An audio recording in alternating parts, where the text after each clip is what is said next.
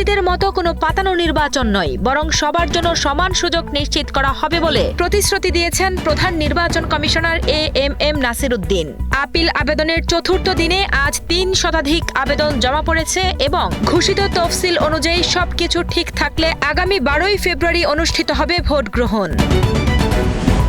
বর্তমান প্রশাসন দিয়েই অবাধ ও সুষ্ঠু নির্বাচন অনুষ্ঠান সম্ভব বলে জানিয়েছেন মন্ত্রিপরিষদ সচিব শেখ আব্দুর রশিদ। কর্মকর্তাদের বিরুদ্ধে অভিযোগ থাকলে প্রার্থীদের আপিল করার সুযোগ রয়েছে এবং দায়িত্ব পালনে কোনো বিচ্যুতি হলে নির্বাচন কমিশন ব্যবস্থা নেবে বলেও জানান তিনি।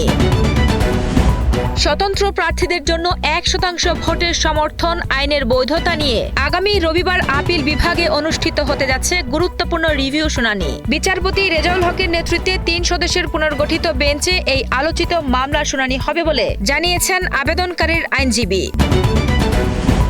ধর্মঘট প্রত্যাহার হলেও বাজারে এলপিজি সিলিন্ডারের জন্য হাহাকার কাটেনি। ১২ কেজির গ্যাস ২,০০০ টাকায়ও খুঁজে পাচ্ছে না সাধারণ গ্রাহকরা।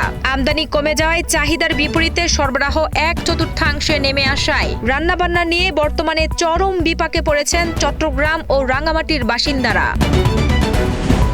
জুলাই আগস্টের হত্যাযোগ্য মামলায় উবাইদুল কাদের সহ পলাতক আসামিদের স্টেট ডিফেন্স নিয়োগ ও বিচারিক প্রক্রিয়ার বিষয়ে আজ সিদ্ধান্ত জানাবে আন্তর্জাতিক অপরাধ ট্রাইব্যুনাল ২। শতাধিক গুম ও হত্যার ঘটনায় অভিযুক্ত সাবেক এনটিএমসির মহাপরিচালক জিয়াউল আহসানের বিরুদ্ধে মানবতাবিরোধী অপরাধের মামলায় অভিযোগ গঠনের আদেশ দেওয়া হবে আগামী ১৪ই জানুয়ারি। বৃহস্পতিবার ট্রাইব্যুনাল ১-এ শুনানি শেষে প্রসিকিউশনের ৩টি অভিযোগ আমলে নিয়ে এই সিদ্ধান্ত জানায় আদালত। রাজধানীর তেজগাঁওয়ে দুর্বৃত্তদের গুলিতে স্বেচ্ছাসেবক দল নেতা মুসাব্বি নিহত ও একজন আহত হওয়ার ঘটনায় ঘাতকদের শনাক্ততে সিসিটিভি ফুটেজ দেখে অভিযান চালাচ্ছে পুলিশ। এদিকে নির্বাচন বানচাল করতে এটি একটি পরিকল্পিত রাজনৈতিক হত্যাকাণ্ড বলে দাবি করছেন নিহতের স্বজন ও দলীয় নেতাকর্মীরা। ভেনেজুয়েলার তেল বিক্রির টাকা যাবে আমেরিকাতে।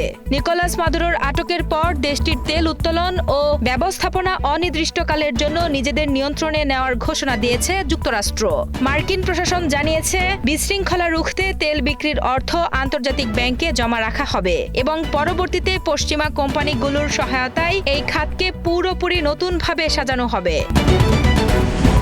ইসরায়েলে আগাম হামলা চালানোর হুঁশিয়ারি দিয়েছে ইরান। কোনো অভ্যন্তরীণ হস্তক্ষেপ বা অস্থিরতা তৈরির অপচেষ্টা হলে তার দাঁত ভাঙা জবাব দেওয়া হবে বলেও হুঁশিয়ারি দিয়েছে দেশটি। আইআরজিসি সামরিক মহড়া চালানোর ঠিক ২ দিন পর এই কড়া বার্তায় তেহরান স্পষ্ট করে যে কোনো আগ্রাসনের বিপরীতে তারা এখন পাল্টা আঘাত হানতে পুরোপুরি প্রস্তুত। বিপিএল ছেড়ে রিশাদ হোসেনের বিগ ব্যাশ খেলাকে ভুল সিদ্ধান্ত মনে করেন মঈন আলী। তবে এই লেগ স্পিনারকেই আসন্ন টি-২০ বিশ্বকাপের এক্স ফ্যাক্টর বলেছেন কোচ ইমরুল কায়েস। অস্ট্রেলিয়ার উইকেটে হোবার্ট হরিকেনসের হয়ে দুর্দান্ত ফর্মে থাকা রিশাদ টুর্নামেন্ট শেষ করেই সরাসরি যোগ দেবেন জাতীয় দলের বিশ্বকাপ স্কোয়াডে।